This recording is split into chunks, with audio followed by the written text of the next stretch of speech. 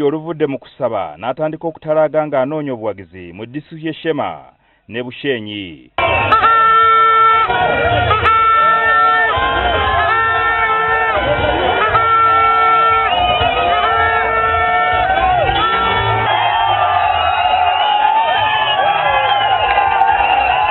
Wano ku ddwaliro ly'e Kitagata, Besigye abadde agezaako okuyingirawo era asanze abasirikale baamuteeza edda tebamuganyiza kuyingira mu ddwaliro.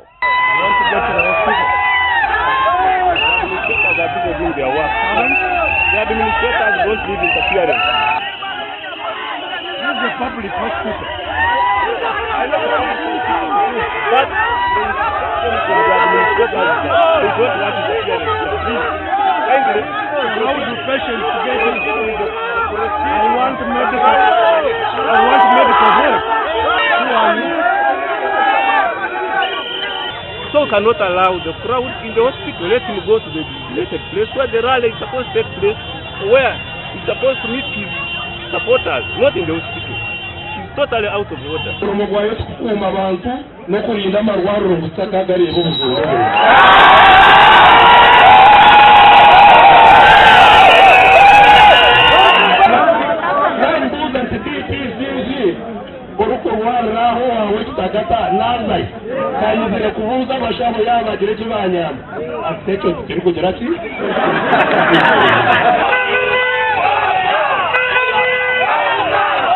Besigye bamulemesezza okuyingira mu ddwaliro.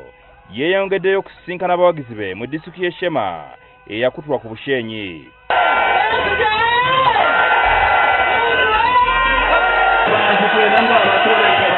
Besigye era eno gy'asinzidde n'ategeeza nti abagamba nti Museveni alina obuwagizi bw'abantu 60 ku buli 100 bakotakota mu gaalumonde. bali mu mpapula z'amawulire Museveni alina obululu 6 bulinganye. Aija tuwereke 6 abantu be ahibale 6 ahibali. Aija batuwereke 6 ahibali.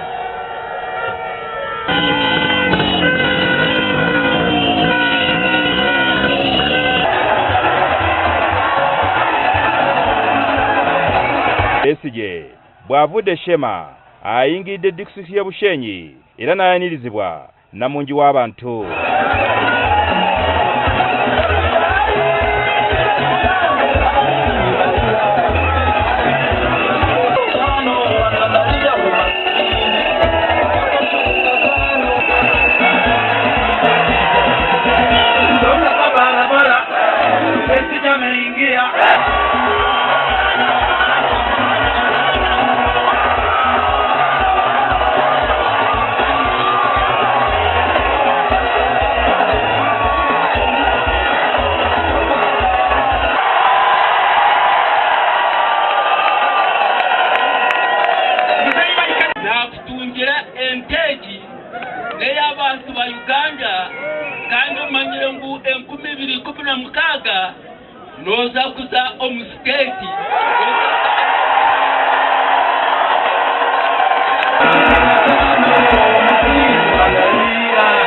Dr. Besigye oluvannyuma lw'okwanirizibwa namungi w'omuntu wane Bushenyi olunaku lw'enkya awummulamu ate ku lwokubiri ayolekera eggulu eyo gy'anaava agende mu West Nile eyo gy'anaakwatira Ssekukkulu ng'anoonya akalulu.